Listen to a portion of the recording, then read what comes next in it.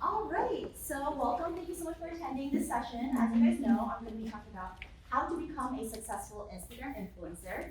And the secret is in the foundation, and I will be teaching what that is. So if first off, if you guys haven't followed me on Elaine Rau, that's where I will be deriving the majority of my examples, as well as that's where I Instagram influence at. So please go ahead and follow me. Okay, let's get started. So before I begin, let me just tell you really quick about how I even got into the world of influencing and how I became a blogger. Just really two-minute story. So originally I started out in the wedding industry. That was right after college. I worked my way through the ranks and basically became the national wedding sales manager of a global company. My job was my life and I loved it. I was literally like, I would drive, would call me on the phone, like I literally worked 24/7. However, one phone call basically changed the trajectory of my entire life and my career. So my fiance, actually the boyfriend at the time, the guy who just left actually, he called me from overseas and told me that his brother had just been murdered. And I asked my boss if I could go see him, be with his family, and his response shocked me because he said no. And the reason was because it would affect sales. And so I had no other choice but to quit. So I quit, I moved overseas, and I was in Honduras, and I was like, I don't speak the language, I don't understand the culture, I don't know what I'm doing here. It's the first time I didn't have a job, and I was purposeless, passionless, and just absolutely at rock bottom emotionally as well. And so I began my blog, LadyBossBlogger, in order to find out and learn what it meant to be a lady boss, and what it meant to be a blogger, and how to even do that. And so in essence, I was my very first student, and I taught myself how to become a Lady Boss blogger, and now thousands of students later, they have also become Lady Boss bloggers as well. So a year after I started my blog, I was featured on the Huffington Post, and I realized after a year that blogging was what I was really, really good at, because I had gotten so many followers in such a short amount of time. Honestly, Lady Boss Blogger has only been around for, this is right now like day of third year, and it's like reached 200,000 followers and just grown like crazy. So if you're a new blogger, it's totally possible to scale and grow right now. So it's not too late in the game, okay? But anyways, I was interviewed on the Huffington Post, and that's when I realized that that's what I was good at. And so then I changed my business model into starting to blog about blogging and teaching other people about what it is that I did. And then I started basically, because there was like conspiracy theories like, who's the Lady Boss blogger? Because on Lady Boss Blogger, I blogged about business resources, and it wasn't about me. It was about other women, highlighting and interviewing them and their businesses. And they were like, well, we want to know who you are. And so I started speaking more, I started getting out behind my blog a little bit more. Honestly, I don't like to. I would prefer to just be behind the blog, blogging. But people were asking questions, so I started showing up for that. So first and foremost, if you don't have a niche and if you don't have like a general topic around what you blog about, that's number one, and first and foremost what you have to narrow down on. So for me, what I blog about on my professional blog versus my personal is completely separate, okay? So on my personal, I blog about, or actually on Instagram, I post about beauty, that's number one, technology, and travel. These are the three things that I post about and that I get campaigns and influence campaigns from, okay? So if you have, let's say you choose beauty, you can do like hair care, skin care, and makeup under that. And that would be an amazing, incredible, really niche, okay? While most people have a lot of different topics that they want to talk about, such as me, like they want to talk about a few, I wouldn't recommend going past 3, because that's a little bit congested. But you want to have general ideas on what you post about and what you do not post about. That's very important to set those boundaries. So I'm going to reverse engineer, or I'm going to talk about a campaign that I just got last week. It's a paid campaign, and then we're going to reverse engineer it throughout, okay? So the very first thing I did was I reached out to a brand via DM. I was like, hey, would love to promote your laser skin removal device. Here's my media kit and past campaign list, and I gave them a link, okay? Then I added a little tidbit, and I was like, oh, like a little personal thing. I said, I did laser a few years ago, but my hairs have totally grown back. Now I want to try it again. Right? So then they're like, oh, sure. May I know where you're from, where you're based? We're very much interested in partnering with US-based or, US and Canada influencers, right? So then I responded, I said, yep, that's me, Chicago. That's where I'm from. So I was like, USA. They're like, great, okay.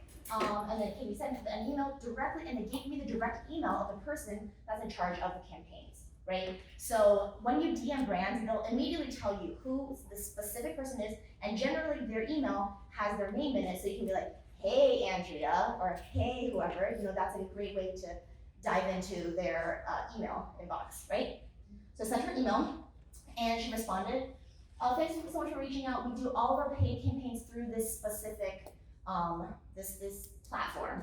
And so I was nervous because I was rejected by this platform a year ago because they're very selective about their influencers. And I was like, oh my gosh, okay, that's fine. So right after I submitted my application to them, I emailed the Find Your Influence, and I was like, so a brand wants to work with me.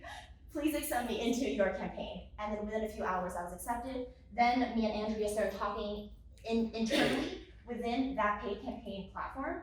And then, so she was like, hey, we're interested in you. Please send me a quote, your pitch, your campaign details, etc., what you want to work on. I sent it to them, and then boom, that was accepted. Then a day later, Shubaka was like, hey, we want to work with you too. And then they sent me another campaign, right? So, and then back and forth. So it seems simple, but it's actually quite hard to get to, okay? So, there's a lot of different elements in it that's what we're gonna be talking about today. So that's what you're gonna learn. So let's reverse engineer this. And well, first and foremost, if you don't have an Instagram calendar and you are not posting every single day, this is a little calendar that I made on Pinterest that was spread like wildfire. So it's got 7,000 pins immediately. So you can check it out at bit.ly/InstagramCal. You can just take a photo of it as well and pin it for daily inspiration so that you can know just basically what to post every single day as a general rule of thumb, okay? Secondly, the very first thing we're gonna talk about is the purpose behind why you post, because if you don't have a purpose and a strategy more than anything, you're not gonna be able to garner any brand's attention. Then we're gonna talk about the Buy a Success formula and how to get found by brands. There's a lot of very simple but basic things that people aren't doing that are super, super important, and we'll talk about those.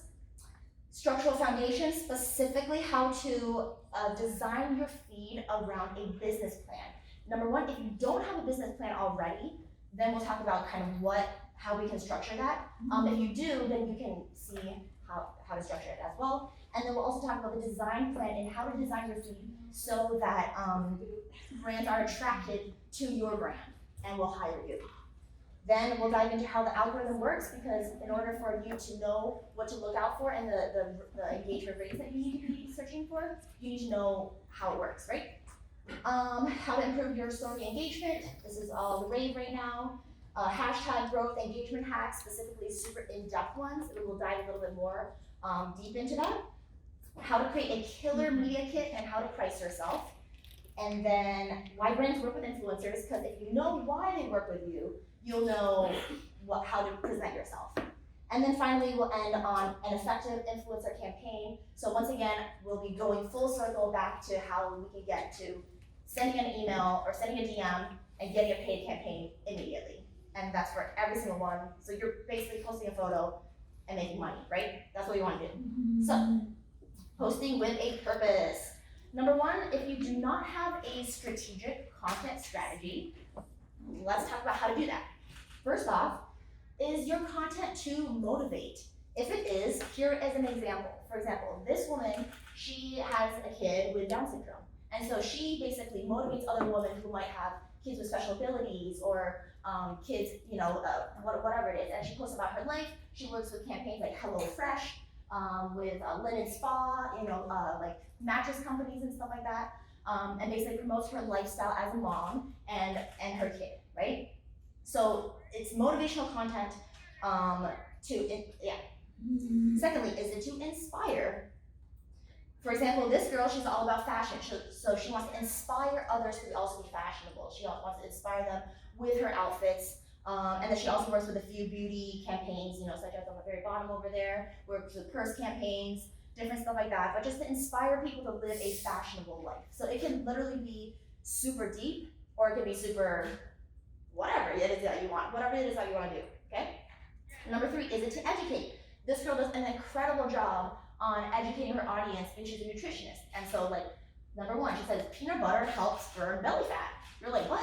You know, and then so you're like intrigued, and you might even save that post because you want to read it over and over again to like, you know, tell yourself that peanut butter is okay, right? And so, you know, and other things she posts, you know, like her lifestyle, you know, she's riding a pony or, you know, whatever it is. So there's interspersed, but she can work with brands, you know, such as like Jewel Osco or, you know, different things like that, or grocery stores, and run campaigns with them. 4, is it to entertain? For example, this girl, she's at a call center, and she can work with like, you know, like for example, she's just so funny. But like, there's a reason why people go to your feed, right? Is it because they want to be motivated? Is it because they want to be inspired?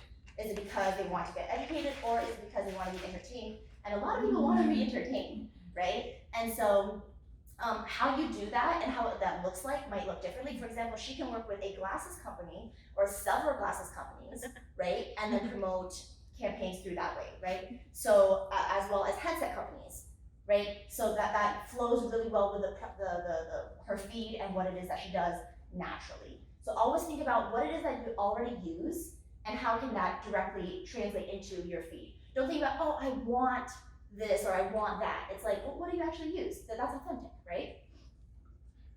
So the final question you want to ask yourself is, what do you want your audience to gain from you? That it equals your value, the value you're putting out. And this is how you can achieve it, these 4 points. Now, Instagram success bio formula. The very first thing you want to do is have a structure of what you're doing. First off, the very first line, nobody utilizes this line. This line is so important. First off, instead of saying your name, you can say, you are what are you? You're a full-time blogger, what do you offer? Inspiration, right? Or you are a influencer in Chicago doing beauty or whatever it is, right?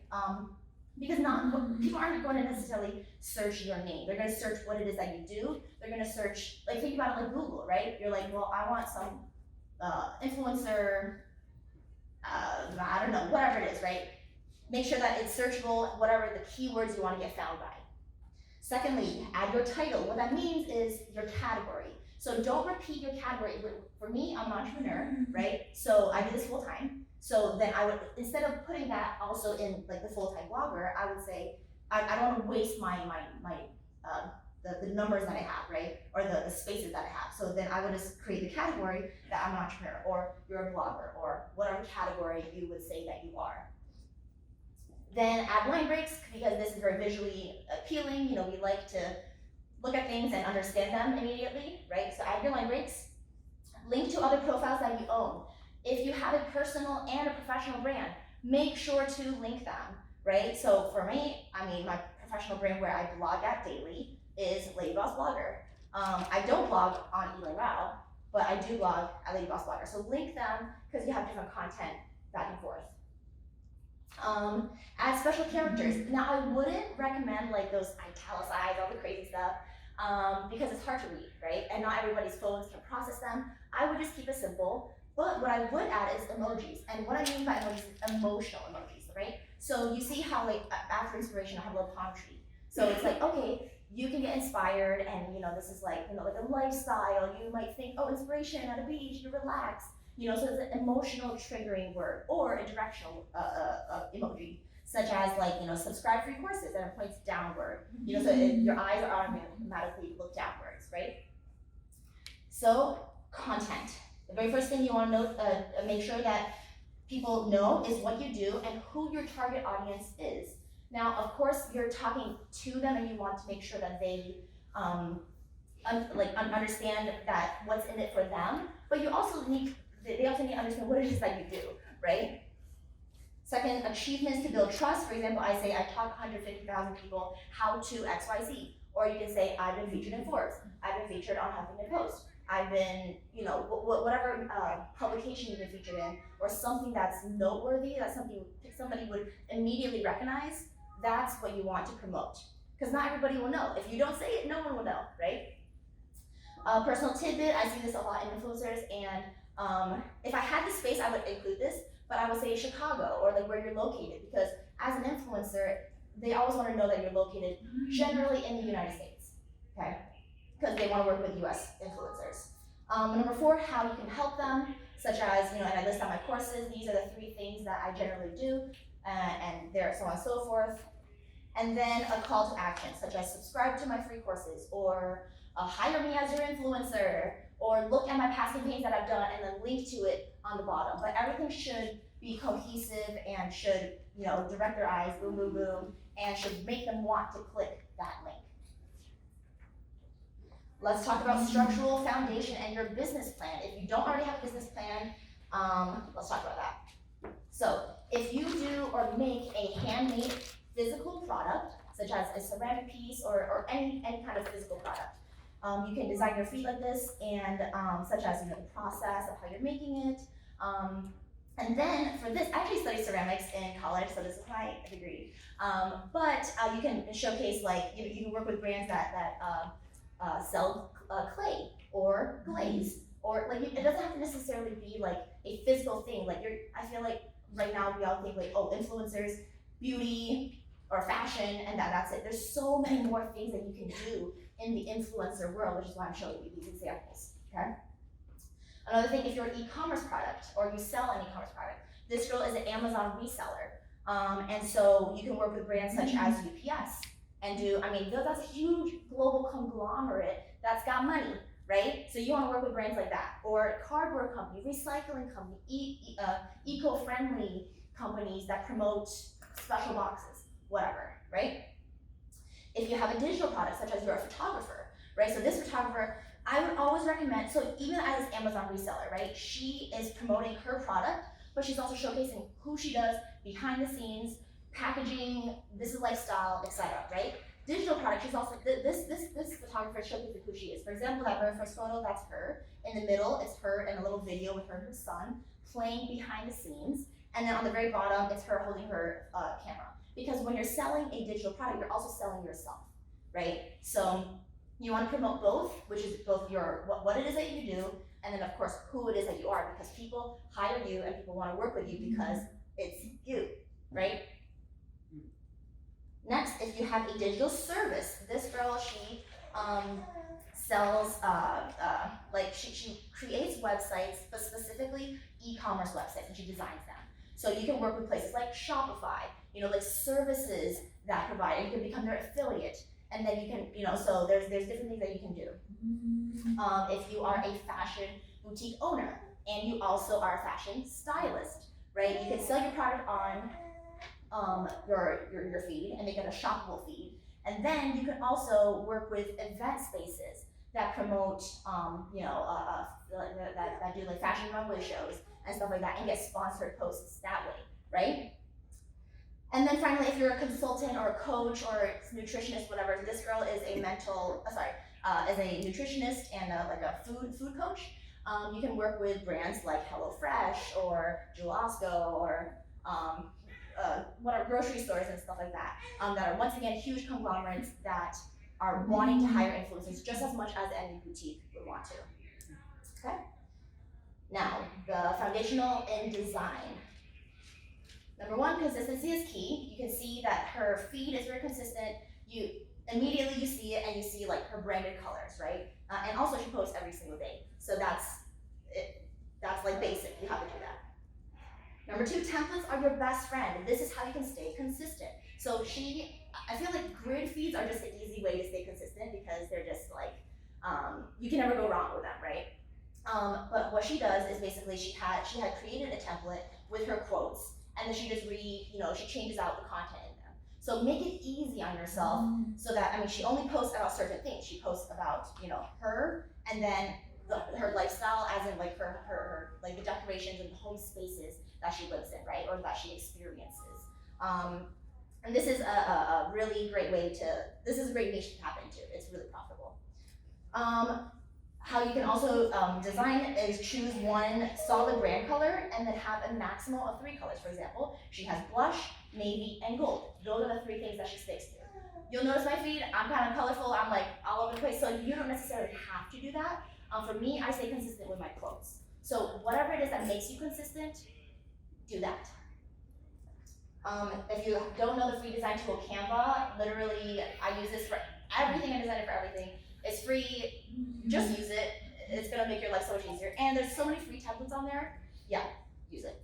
If you don't have a logo yet, I have a lot of clients that use this. They go to ladybossblogger.com/designevo.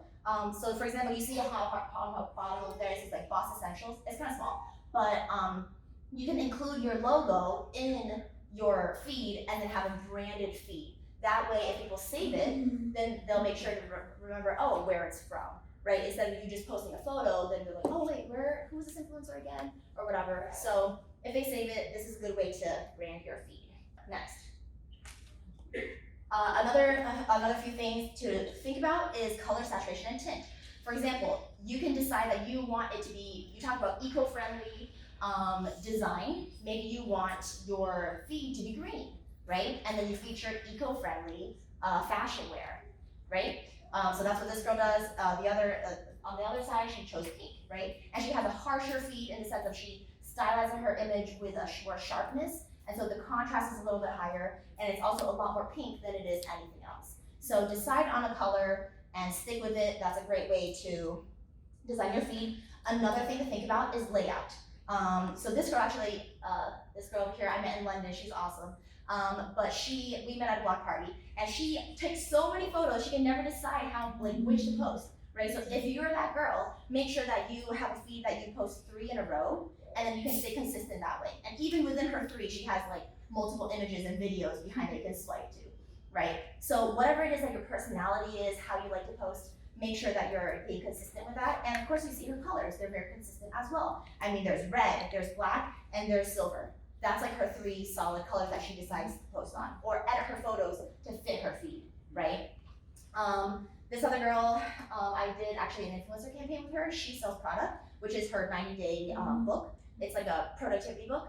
And so how she's designed her feed, which is really cool, is a column, right? So this column moves as she posts, and it's also designed according to the design of her books that she sells. So this, I think, is really creative, and so it's also a branded feed, right? So you can brand yourself that way if you do sell product in addition to promoting. Now, why am I talking so much about like you having your own product and instead of just promoting other brands? It's because that's what I want you guys to ultimately get to.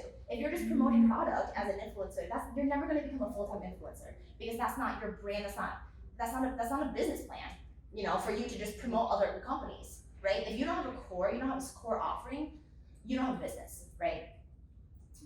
Next, this is great for travel influencers and lifestyle bloggers and stuff like that. Angles and point of view are great. For example, this girl, she is looking on the corner over there, down at the palm tree, across the lake or ocean, with her seashells, down at her feet, you know, up at the tree, whatever it is, right? So you're going through the lens of her life and experiencing her with, you know, her life, right? Basically with her. And then the view obviously from afar, you know, maybe you're trailing behind her or something. And then when you get advanced, you move over to like, you know, crazy cool images like this, but it's the same concepts, right? So in the middle, you see they're over here drinking coffee, looking out from their van, you know, out at the landscape, or in their tent with their dog, or down at the watering hole, and you know, whatever. You're experiencing life with them. So this is a really cool concept to implement as well. And then finally, stylizing it. You don't necessarily have to start by stylizing it super cool. Like this girl, she started like this, right? Just basic square posts, everything like that. But she talks about fashion, accessories, and stationery.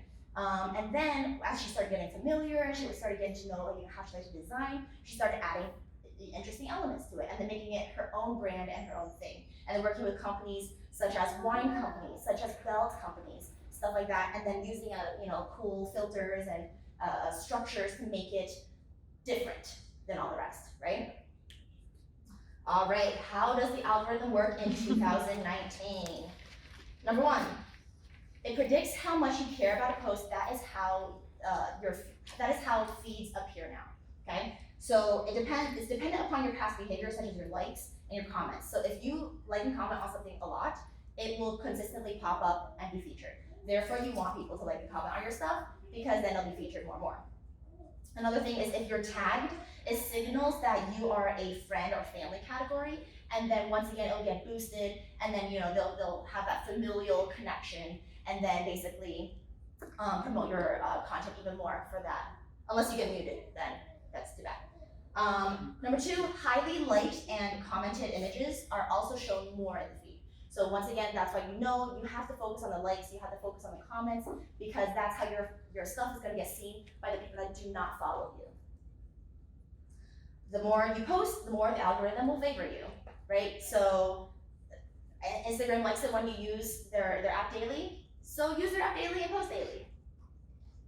And timeliness matters. Unlike Pinterest or other social media platforms where they might boost your content, like you can see content from a year ago, right? Instagram, like if it's a year ago, it's gone. 2 days ago, it's gone, right? You want to make sure that you're posting daily, because that way everything will be, in the top of the feed. Okay. This is very interesting. If you are a frequent scroller, your feed will actually be more chronological, versus if you are less frequent, it will be top sorted according to your previous actions, such as your likes and your comments. So it depends on person to person. Also, everything is a conversation, so if you get a comment back. Like, it doesn't matter, take your time, comment to every single person, because if they're taking their time, then you should more than take your time to comment, even if it's like a heart back, but like a comment back to their comment, okay? If you do not have your comment settings on, this is how you do it. Go to settings, notifications, comments from everyone. This way, whenever someone comments, you will always get that notification, and you will always know. You can literally do it in your little heart feed. Like you don't even have to go to the image. You can like it and then comment right back in your feed. Do it. And then finally, stories are so important. Your feed is important, but your stories are like the backbone, almost. Like you would think it's the other way around, and it used to be, but now stories are the backbone of your brand, because people want to interact with you in like a one-on-one setting, okay? So this is how you improve your story engagement. Number 1, design. While it's good to have, like in the moment, like, hey, check me out, this is what I'm doing right now, or like, it's also good to have designed feeds. For example, like this. It directs your eyes to the specific things that you want. For example, if you're promoting this brand and you're like, hey, check out this, this beautifully, delicate blouse, that's sheer. And then it's basically like you can direct your eye a little bit more, versus if it's just, yeah. So anyways, you can go to Unfold Stories or i.es, and that's a free app that you can use and download on your phone. It's available for, I think, iPhone and Android. And basically design your stories and then post them. So instead of doing it in the moment. Another thing to do is use storyboard structure. When you're working with brands, they love this. For example, if you're promoting this Hudson skirt, let's just say, okay? And you can post an image of you, checking it out, like basically introducing it to your audience. And then afterwards, you can say, okay, this is what the features are, etc. And then finishing up with a swipe up. If you're interested, check this out. Stories are all about telling a story, right? So tell that story in an interesting way. Match the brand aesthetic. For example, if the brand is like a really cutesy brand, and they're catering towards college girls, stuff like that, you might want to make sure that or maybe their color is blue, right? If you post a story that is the brand's colors, then they'll more likely repost it, because it's according to their brand, right? So post according to the brand and their needs, not necessarily your brand and your needs, okay, if you want to repost it. Pay attention to trends. For example, when, the dry shampoo was all the rage, I don't know, like, I feel like it kind of goes up and, anyways, follow trends, because as much as I don't like trends, and it's kind of annoying to me, but trends do work. Like when, the baby filter came out, or the old filter came out on Snapchat, and I posted about it, and I got like so much engagement on my feed. I was like, this is so crazy, like people like searching literally for a baby filter. You know what I mean? So follow trends. They will definitely get you a lot more engagement than normal. Use stickers, polls, quizzes, etc. For example, let's say you're promoting a waxing or like a beauty spa, you go there and you're like, hey, yes or no, like, is this a good look, is it not? Like, I love posting polls, like, everyone loves commenting, they always click on yes or no. If you make it easy for them, they will do it. And then of course, so you start with like the process, you in the middle, you're like, okay, yes or no, and then you end with like a swipe up. So that's also like a storyboard in the sense of like the what it is, the finished result. If you're interested, swipe up. This is a great way to work with brands. Movement and sound. If you have a stagnant image such as a photo, add some movement such as a GIF or like a bouncy emoji or like sound to like spice it up a little bit. Even if it's just, maybe you're promoting, I don't know, the seeds to the company that sells sunflowers, right? This would be a great way to do it. Start a conversation.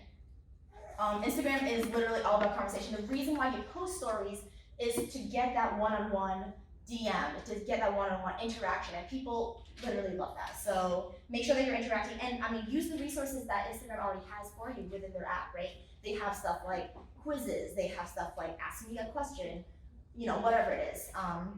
If you look at my stories now, I have like a bunch of things that you can click and press and have fun with, right?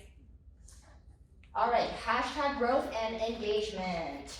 First off, if you're not using allhashtags.com, it's a great, amazing free resource for you guys to utilize. It literally pumps out 30 free hashtags for you to check out. You don't have to use all 30 of them, but it's a great way to start instead of thinking, I don't know, what hashtag am I gonna use today, right? You type in a keyword such as dress, and then it posts out like 30 hashtags that you can do with dress. Also, I recommend you switch up your hashtags every few posts. If you stick with if you post the same thing, nobody likes repetitive content, right? And plus, you're not posting the same thing every day. Like maybe you're posting about your shoes one day, and maybe you're posting about glasses the other day. So you'll be hashtag glasses instead of hashtag shoes or whatever, Use the follow hashtag feature. What this is basically, I don't know if you know, but you can follow hashtags. So if a brand has a hashtag, such as, I don't know, hashtag targets dresses or something like that, and you want to get Target's attention, you want to follow the hashtag feature and then basically comment and like on all their stuff, and then you can pitch them. You know what I mean? So you want to like get familiar with a brand, or for them to get familiar with you and to notice you before you even pitch them, especially if you're a smaller influencer. Use all 30 available hashtags. Now I know that this is a very debated topic. Some people are like, no, like there's studies that show that, there's like 8 hashtags are the best, that perform the best. Others are like, no, do 30. So it really is up to you, but this is what I recommend. I kind of think of it as like a Google, right? So if you have 30 keywords, isn't that better than 8, right? So the whole idea and the premise behind hashtags is for your account to be found. So if Instagram gives you 30, use 30. Just make sure that they're quality. Know what hashtags are banned. Questions at the end. I do. Questions at the end, please. Oh, okay. Sorry. Know what hashtags are banned. Okay, so number 1, beauty blogger is banned. Okay, so some things that are like really basic, you might not necessarily think are. Just make sure, and how you can know what hashtags are banned is literally just do a Google search. Say what are the banned hashtags of 2019. Okay, and the reason why they get banned is because if just bad content keeps on getting posted on that hashtag, that's when they get banned. And there's only a list I think about like maybe 50 or something like that. So don't worry, you're probably not using any of them. Saves are the new likes. So more than anything, more than likes, more than comments, you want your content saved, because saves are basically like 100 likes. So when your content is saved, that tells that tells Instagram that your content is really liked. Because they might not some people are kind of weird, they might not necessarily like it, but they'll save it for it to view later, right? And so that tells Instagram that this is a really, really good piece of content. Write longer, richer captions. Talk about your life in regards to that product. For example, I just posted about this product, which I have over there, which is my little ring light, right? And I talked about what I came from. So this over here, where I'm recording, this is what I upgraded from. Okay, this little cardboard box with a tripod because it broke. And then I upgraded to this, right? And so I showed a little story and a little video about it, and everyone's like, that's like, that's so me, and I was like, I'm still stuck in the box, and so you basically want to tell a story around the products that you promote and the products that you get sponsored for, okay? Because that generates engagement and brain feedback. Okay, this is a great way to see how you're actually ranking within, it's like really advanced, okay? So what you do is you go to settings, security, clear search history, and confirm. What this does, it basically clears your cache, and so you are able to see how you're actually ranking in your feed. For example, like if you clear your cache for your Google search history, then like for example, if you type into Instagram your name a lot, then you're just gonna automatically see your stuff because you're searching yourself, right? But if you don't, then you'll see how you're actually ranking, and that's how you do it. All right, engagement rate and pricing. If you don't know about Social Blue Book already, sign up for this. This is a great free resource for you to sign up for and to see how you're actually, like what your engagement ranking and score is. So this was back when before the algorithm tanked my stuff, but it was a little bit higher, getting like 1,000 plus likes and stuff like that. And then my followers were lower. So they average out how many followers you have with how many likes you have, and then they kind of, they put together a general overall score, general overall pricing of what you should charge per post.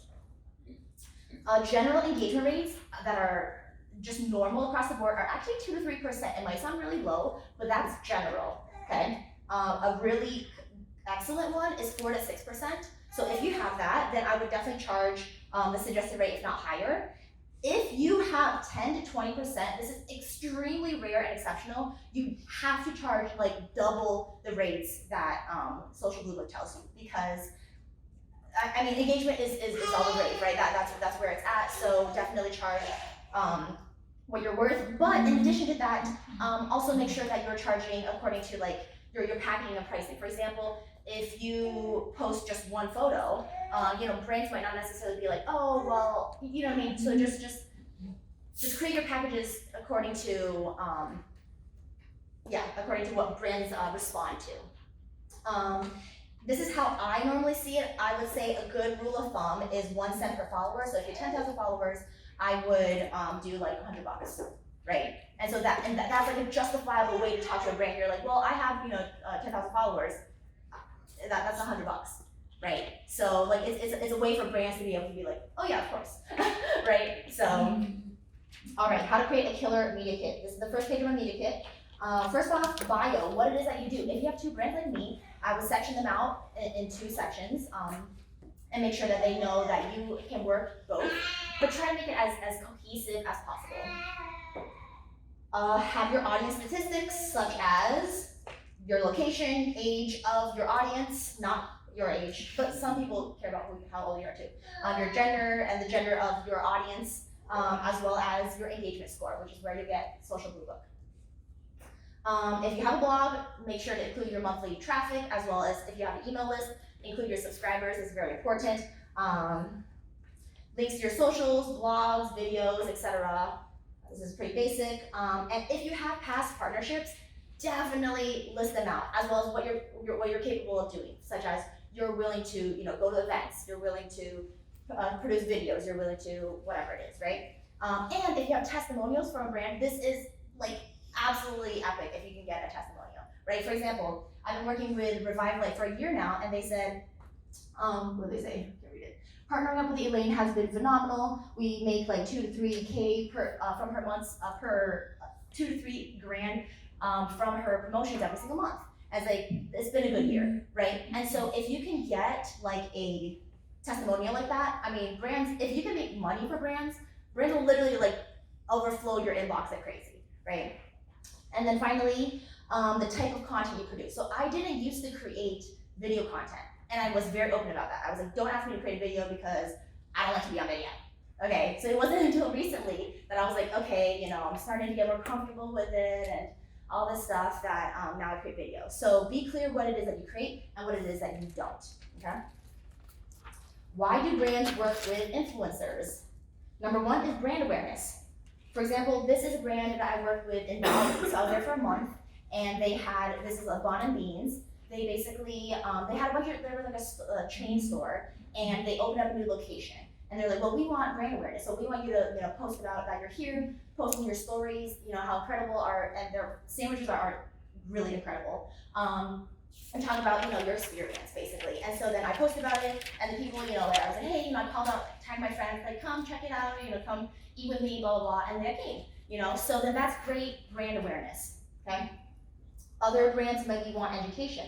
For example, a lot of beauty or, like I work with a lot of beauty brands that are like at-home spa kits that might not be necessarily the most comprehensive when you look at, but so then I create tutorials on how to utilize these beauty kits, right? So maybe they want education on their product, if they're a new brand, or if they are, I don't know, people are unsure how to utilize this product.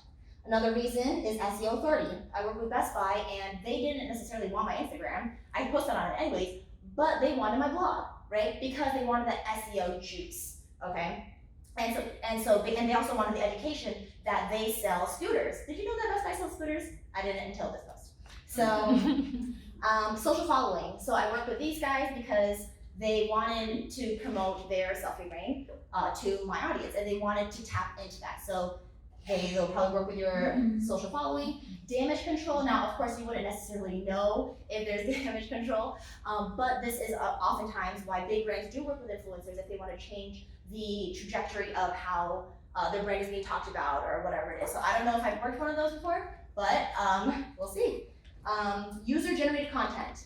This is basically same thing. If they want their product to be seen in the hands of consumers, used by them, loved by them, this is like one of the major reasons why brands currently work with influencers at the moment. Trust development. If you have a product and people don't necessarily know if it works, right? Or if it's new, something you're testing it out, they're like, well, does this, this mask actually work? Does it, improve your collagen or blah, blah, blah, whatever. Then you want somebody to talk about their experience with it. Or sales increase. For example, I work with Bear Republic, and what you want to do is basically create content that's so good that they want to work with you over and over and over again, and content that's so good that basically generates sales for them and for you as an affiliate, right? So I created this for them, and they're like, thank you so much for being so intentional about how you made your content. And I was like, oh, for sure. And then so then they're like, let's work another one with you. So I was like, great.